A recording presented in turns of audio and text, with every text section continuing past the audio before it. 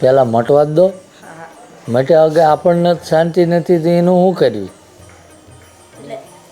તમે કીધું હતું કે અમને તમને બધાને સપનામાં હેરું આવશે. આમાં 3 જણને તો સપનામાં હેરું આવે. 6 મહિના સ્કૂલ જ નથી જો ને આખું ઘર હેરાન હતા 6 મહિના સુધી. પર એને અહીંયા આવ્યા તો ફેર નહોતો ઘેર પૂગ્યા બીજા દી કે મારે સ્કૂલે જવું એને આખે જ જો અહીંયા આવ્યા પછી બીજે દી ગયો પછી બધું મેળ દીધું દાદા સિવાય કાંઈ પછી દાદાની માળા કરી આખું ઘર માળા કરી. હો એ જગ્યામાં કોઈ બઈ ડટેલી છે મરાયેલી આવું મને બતાવ્યું. હા પેલા તો ખેતર હતા હા બસ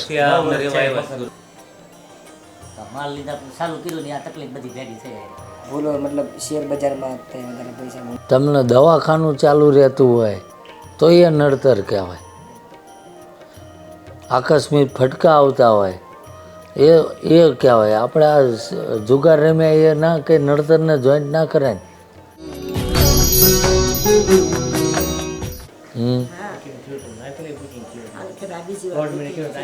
અઢી મહિનાથી અમદાવાદ જ થઈ શું થયું? કમરનું ઓપરેશન કરેલું. તો હવે ખાલી બહુ પડે છે ડૉક્ટર કઈ હાથ નહીં ઉઠે મેં દાદાને દુઆ લઈ આવું પછી હું દવા કરીએ દુઆ દાદી રિપોર્ટ બધા નોર્મલ જ આવે. હું કહું એટલું કરો ને અને તમને આ 25 દાડામાં ફેર દેખાય તો પાછા આવી જવાનું. મેં પહેલાં કીધું તમારે પીર દાદાનું તમે કીધું હતું. ભલે જે હશે તો પીરનું શું કરવાનું? પહેલાં મટવા જ દો. મટ્યા વગર આપણને જ શાંતિ નથી તો એનું શું કરવી?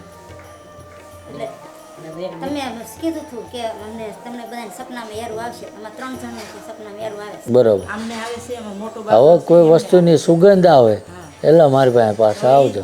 પીર દાદાનું છે ને તે ન્યાય જગ્યાએ તે લોબાનનો ધૂપ થાય છે શુક્રવારે સોમવારે. ત્યાં આગળ અમારે ઘરે છે દુકાન અમે લીધી છે. એમાં છે હા એટલે 70 વર્ષ પહેલા હશે. પહેલાના ગઢિયા વાત કરતા હોય ને એટલે આપણને ખબર હોય. અહીંયાનો પીર હારે લઈ ગયા હતા એ તો એનું લઈ ગયા હતા જે થાપણ હશે. એવું કંઈક લીધો રહી જાય તમે કહો એટલે કંઈ હવે સપને આવે એટલે મારી પાસે આવો ફેર દેખાય પછી પીર દાદાનું પૂછ્યું. ભલે બેન 12 મહિના થાય મફત મટાડવાનું છે ને આપણે તો. તમારી પાસે કંઈ માગું છું હું આમ તો 3 ટાઈમ જમાડું બધાનું. અને અમારા પેલા નાના બાબલાને આંખ ફેલ થઈ ગઈ છે ને હગાઈ ન થાય. દીકરી હામી દેવા રાખી હતી પણ પછી હગાઈ ન થઈ એટલે પછી દીકરીને લગ્ન કરી. મેં કીધું એ જો હગાઈનું દાદાને આપી દો. હો પિતૃનું હોય છે કોઈ પિતૃનું નથી. ખોટા અંશધામ ના જશો. તો પછી અમારા પહેલાના જૂના મકાનો એમાં જ યારો દેખાય છે. ત્યારે અમે 20 વર્ષથી મકાન બનાવ્યા છે એમાં કશું નથી બતાવ્યું. હું કહું એટલું કરો ને બેન. હું તમને મટાડું એમાં મજા નથી. જાઓ ભણવાનું નામ લઈને સ્કૂલે જવું સીધું મુઠ્ઠી વાળે નામ હોઈ જ જાય 6 મહિના ભણવાનું ગમે એમ બોલાવો ને જવાબ નહોતા મટો ને આખું બી જાય આસપરા ને હુવે ને ત્યારે પછી પ્રોબ્લેમ થઈ આંચકી આવે પછી ડૉક્ટર શું કહે? ફેર છે 6 મહિના પહેલા અમે આવ્યા 4 વાર આવી ગયા ડૉક્ટર શું કહે છે?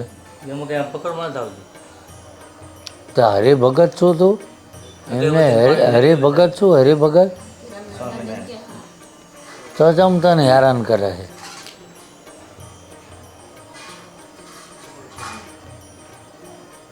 આ રીતનું આંચકી આવે ને આ રીતનું આવે અત્યારે ઘણી રાહત થઈ ગઈ હવે કંઈક ખીજાય એવું કરીને તો નોર્મલ એવું થાય પછી 90% કંટ્રોલ 6 મહિના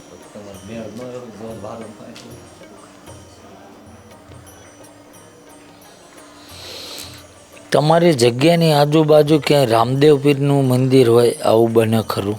કે અથવા તમે છે રામદેવ પીરે જ્યાં હોય?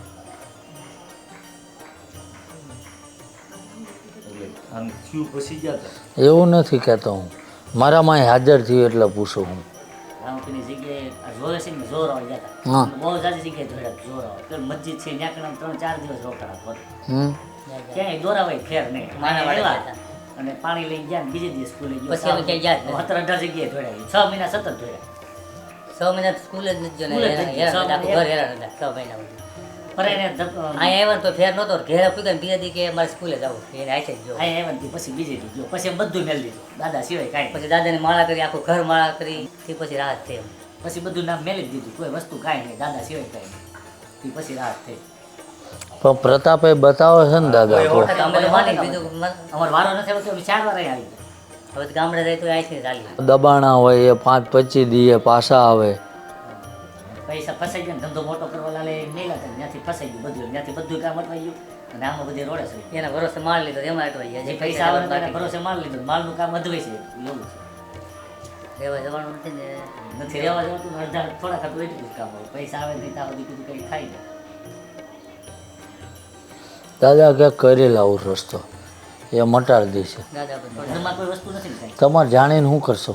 નહીં આમ બીજા કે તમે ઘરમાં મેલ પણ બીજા બી છે એને કરતાં રહેવા દો ને. પિતૃનું નડે એવું બધા મારી પાસે બેહી રહેશે જે છે. અમને તો પૂરેપૂરી શ્રદ્ધા બસ. એટલે તો અમને આખો પરિવાર જઈ આવે ત્યારે જ આવે છે હો એ જગ્યામાં કોઈ બઈ ડટેલી છે મરાયેલી આવું મને બતાવ્યું. પેલા ખેતરા જેવું જ બતાવ્યું મને. હા પહેલા તો ખેતર હતા હા બસ માલ લીધા ચાલુ કર્યું ને આ તકલીફ બધી ભેગી થઈ જાય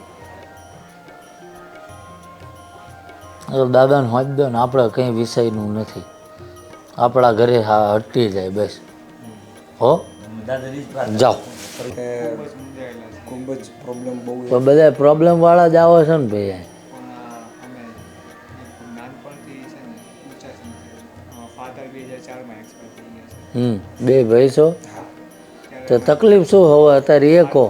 આર્થિક તકલીફ આર્થિક એટલે કઈ રીતે એમ દેવું બહુ વધારે થઈ ગયું કેમ? આવક કરતા કેમ કે થોડાક તમારા બમરી ભૂલો આ પછી આર્થિક પરિપક્વતા થોડીક નહોતી એના કારણે ભૂલ્યો મતલબ ભૂલો મતલબ શેર બજારમાં તે વધારે પૈસા મૂકી. તો શું કામ આપણે જવું હોય એમાં?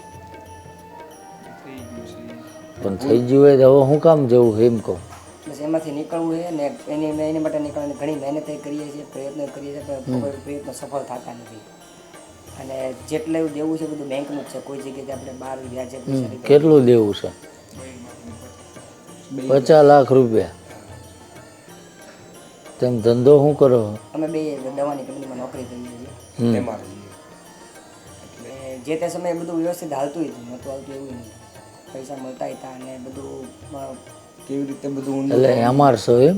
હા કેવી રીતે બધું ઊંધું થવા માંડ્યું કેમ બધું ખબર ન પણ આ લાઈન ચા તેમ પકડી શેર બજારની એમ કહો. શેર બજારમાં મને તો સૌથી પહેલાં નથી હું મોટો ભાઈ છું મારા ભાઈએ શરૂઆત કરી હતી પછી કોવિડ વખતે કોરોના આવ્યો પહેલાં એ ત્યારે ફટકાવો પડ્યા એ સમય દરમિયાન એકવાર નોકરી લઈ ગઈ હતી મારી મેં કીધું નોકરી છે ને એ ઓપ્શન તે જુગાર રમવા જવાય નોકરી ના હોય તો ઘરે 2 ટાઈમ રોટલા જાય જ છે ને પા હારીને બેઠા એનું શું? એટલે એની માટે પ્રયત્નો કરીએ છીએ એમાંથી નીકળવા માટે ને આપણે જેને પૈસા લીધા છે બધાને પૈસા પાછા દે જ દેવા છે પણ એ કોઈ પ્રયત્નો સફળ નથી થતા અત્યારે નોકરીની હારવાર બીજા ધંધા કરીએ છીએ પણ કોઈ હવે સફળતા એ મળતી નથી સફળતા એટલે તમને પછી રોજ એવું જ થાય કે હટ હું કમાઈ લેવીને હટ ભરી પણ એમાં આપણે જેમ ઉતાવળ કરવા જાઓ એમ ઊંધું જ પડે. આ તો એવું જ થાય એવું જ થાય છે નહીં એવું જ થાય. આ તો ધીરજવાળાનું કામ છે. પછી તમને કોક એમ કે ત્યાં બહુ સારું જુઓ તો તમે પાછું ત્યાં દોટ મૂકો કે હાળું હટ જેવી આપણું હટ સારું થાય. કોઈ જગ્યાએ ગયા જ નથી અહીંયા હું તો તમારી પાસે ફરી વખત હું ગયા વખતે જ્યારે આવ્યો હતો ને 20 તારીખે આવ્યો હતો 20 તારીખે જ આવ્યો હતો ને ડિસેમ્બર બુધવારે 20 તારીખે આવ્યા હતા અને ગઈકાલે મેં એપોઇન્ટમેન્ટ લીધી એટલે મારી તમને મળવા માટે બુક થઈ હું ઘણા સમયથી આ બાબતે ઘણું વિચારું છું મારે આમાંથી નીકળવું છે કંઈક સારું કરવું છે પછી જિંદગી વ્યવસ્થિત આ બધું લાઈને ચડાવી મૂળ છે અને અમારી પાસે મૂળ આપણે જ છીએ ને એ કરવું તો છે જ કહો. એ તો છે જ 100% તમને દવાખાનું ચાલુ રહેતું હોય તો એ નડતર કહેવાય.